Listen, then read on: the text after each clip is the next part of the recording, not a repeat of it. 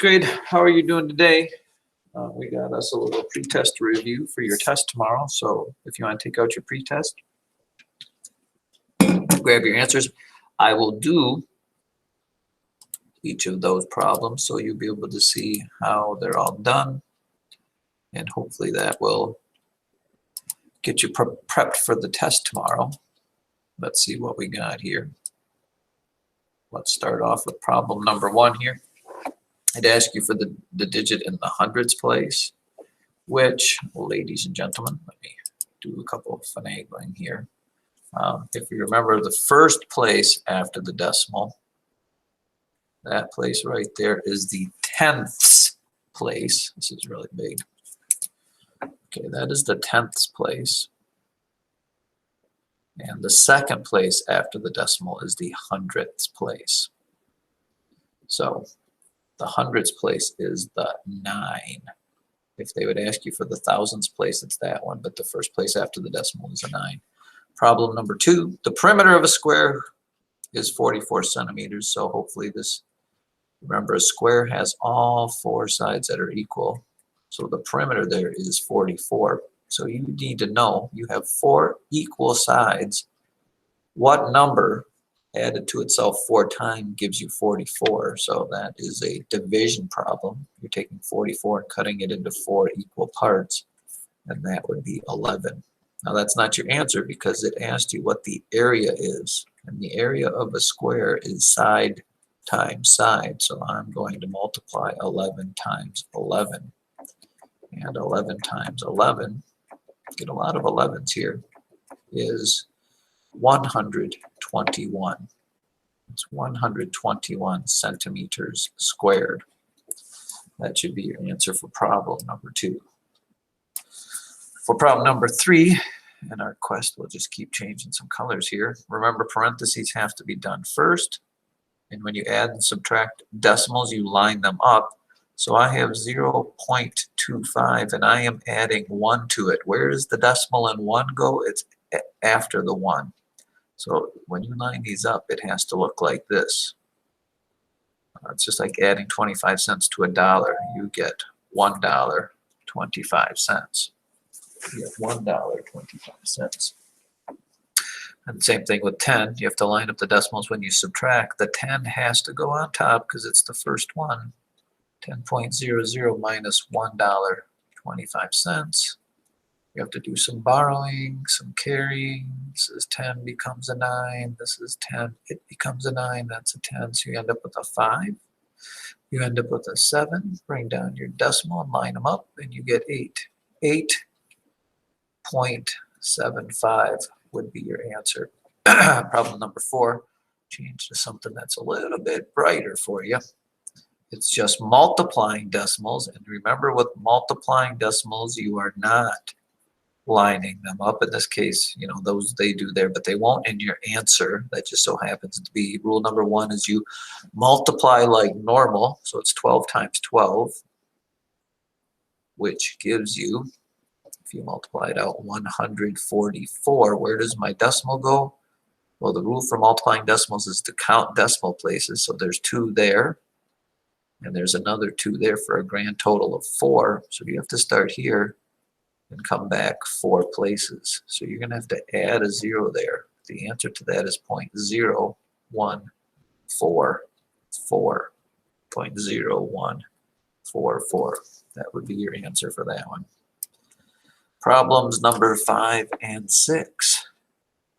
These are pretty simple ones. You just have to do this. You're making equal fractions, so you say what times 20 would give me 100? That's 5. So you multiply the top by 5 as well. 11 times 5 is 55. Easy problem there. Problem number 6.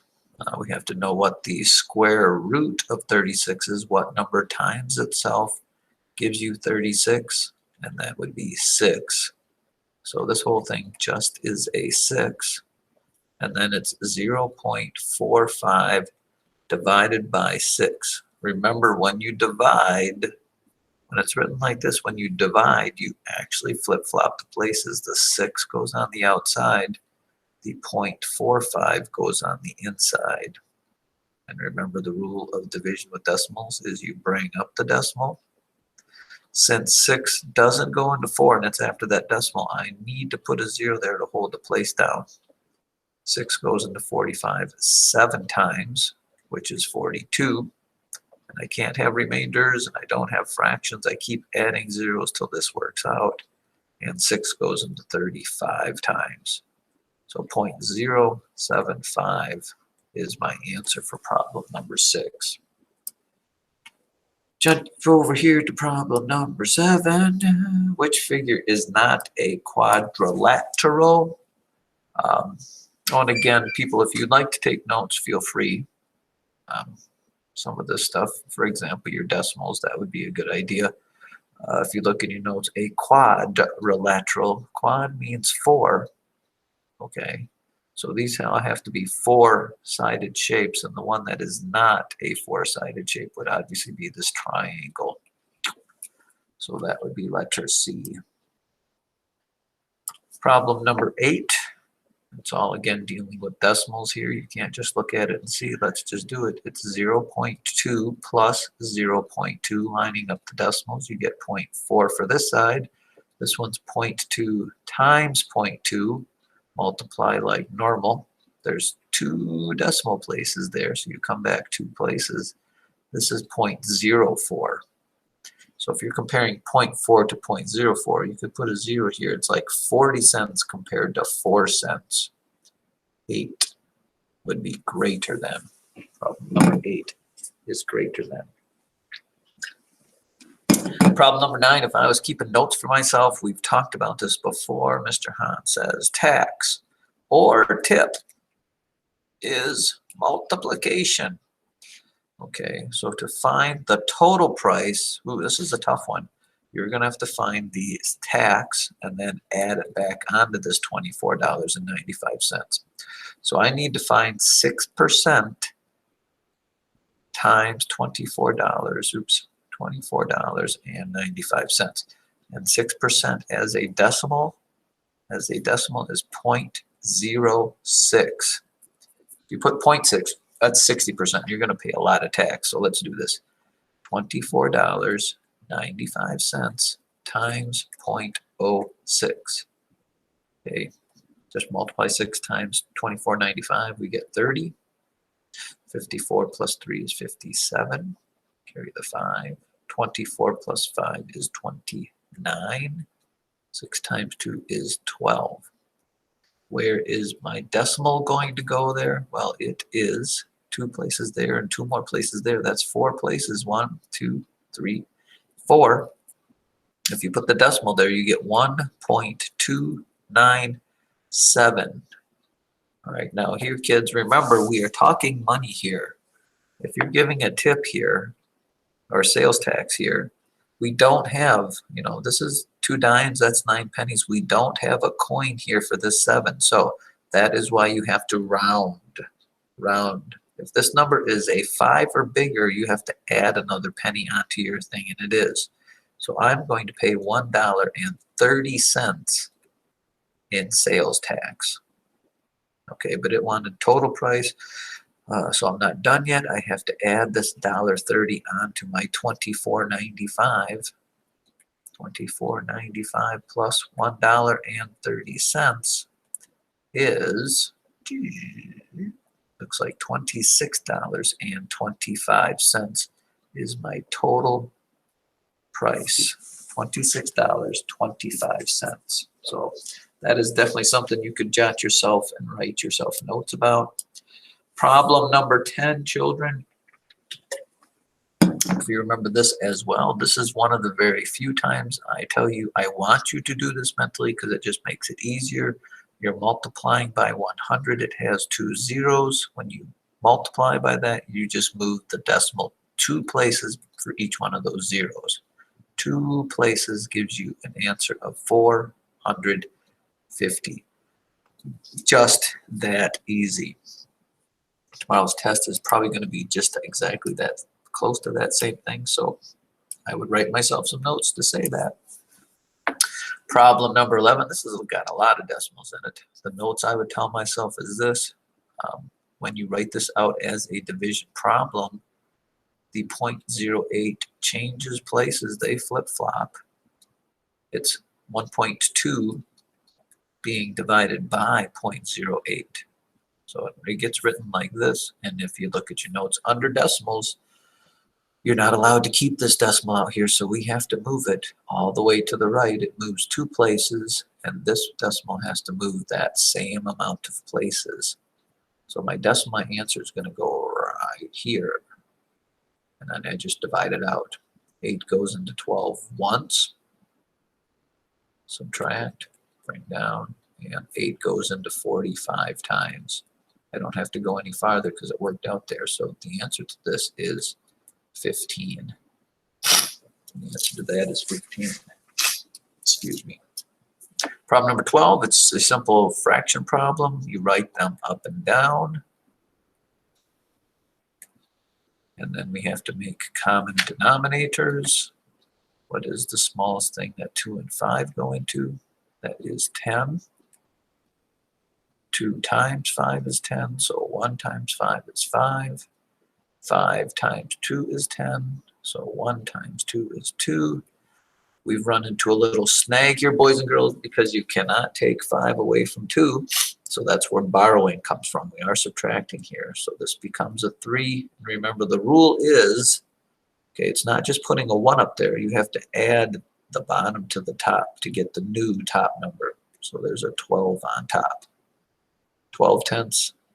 5 tenths from 12 tenths is 7 tenths. 7 tenths is your answer there. And 13 is just about as complicated, ladies and gentlemen. I would probably do this one fraction at a time. I would do 1 1/2 plus 2 1/4. Common denominator is 4. This was a 4, so it stays a 1 on top. You have to multiply this by 2. Multiply this by 2. 2/4 and 1/4 is 3/4. And 1 plus 2 is 3. Now, I'm not done yet because I need to add that to the 3/8. So 3 3/4 plus 3 3/8. Common denominator now is going to be an 8. This already is an 8, so the 3 stays. This one you have to multiply by 2. Multiplied by that 2, you get 6/8 plus 3/8 is 9/8. 3 plus 3 is 6. Obviously, we can't leave that 9/8 there because it is improper. You need to make that a mixed number, which means you're going to need to divide the 8 into the 9, the bottom into the top. It goes in there 1 whole time, which is my whole number. I have a remainder of 1, which gets put above the 8 for the fraction part. So 1 1/8. And I'm still not done because I have to put that whole number 1 with the whole number 6 I had before. So when all the smoke clears, you get a 7 and the fraction 1/8, which was left over here. 7 1/8. Problem number 14. People have some issues with this because we talked about this in class. How many cubes does it take to form this big cube? Okay, and again, I would say just take a look at, to make this top layer, how many cubes would it take? It would take 1, 2, 3, 4 cubes to make the top layer, and it would take 4 cubes to make the bottom layer. So the whole thing is going to take 8 cubes. 8 cubes. I think the last time I did some erasing and making blocks out of things, but hopefully you get that. Each side of a regular hexagon is 12 millimeters. What's the perimeter? Knowing that the word regular means all sides are equal, and knowing that hexagon has 6 sides, 1, 2, 3, 4, 5, not real good there, 6, and every side is 12. You simply just have 6 12s added together, or 6 times 12, which is 72 millimeters. That would be the perimeter. 16, the prime factorization of 24 and 30, then reduced. That means we have to do this. I will do 24, write it over here, 30. We are going to write the prime factorization each over here. I'm going to do a factor tree. What times what is 24? That would be 6 times 4. I can't stop with either of those because they can both be divided. This is 2 times 3, and this is 2 times 4. Those are all prime numbers that can't be divided. So 24 is 2 times 2 times 2 times 3, which makes sense because 2 times 2 times 2 is 8, and 8 times 3 is 24. The prime factorization of 30, we'll do right here, is 5 times 6. I can stop with 5 because it can't be divided by anything, but 6 is 2 times 3. Those can't be divided by anything. So 30 is 2 times 3 times 5. Once you have the prime factorization, remember you cross off identical factors. So this 2 will cross off with that 2. This 3 would cross off with that 3. There are no more 2's to cross off with those 2, so you remultiply them. It is 4, and you still have a 5 on the bottom. So when you reduce that, you end up with 4/5. We are in the home stretch now. Make sure that I am recording here. I am. Just wanted to check on that. Just wanted to check on that. Oh, hold on. I've got a phone call. Problem number 17. Remember, you have to make these mixed numbers. So 2 1/4. 2 times 4 plus 1 is 9/4 times 1 times 3 plus 2 is 5/3. Now remember, it's always in your best interest to reduce before you multiply. And so you should see that 3 goes into 3 once and 3 goes into 3. 9 3 times, and then you end up with 5 times 3 is 15/4. And if I change that back to a mixed number, 15 divided by 4, I get 3. And the 3 that's left over becomes 3 3/4. 18, you need to make them improper before you do anything. This is 7/4. Remember, 1 times 4 plus 3 divided by 2/1. Once you do that, it is flip and multiply the second fraction. 7/4 times 1/2. Now you can multiply across. You get 7/8. Can't be reduced. And 2 more left, ladies and gentlemen. What figure is a line segment? If you look in your notes, remember segments have ending points. Okay, this is a straight up line. This is a ray. This is a line segment. And last but not least, a bag contains 3 marbles, 4 white marbles, and 5 blue marbles. What's the probability that the marble will be red? You know, I would draw my bag. I got 3 reds. I got 4 whites and 5 blues. 1, 2, 3, 4, and 5. Probability it would be red is, how many reds are there? 3. Out of how many total marbles are there? Well, 5 plus 4 plus 3. Believe you get 12. So your probability is 3/12, but of course you have to reduce that. The probability is 1/4. And the probability that the marble will not be red, well, if there's 3 red ones, how many are not red? 9 out of 12. And if you reduce that, you get 3/4. We call this the complement. And when you add 2 complements together, you will always get 1. Hopefully 6th grade that helped you out there. Remember, you're allowed to bring a piece of note paper, so please take advantage of that.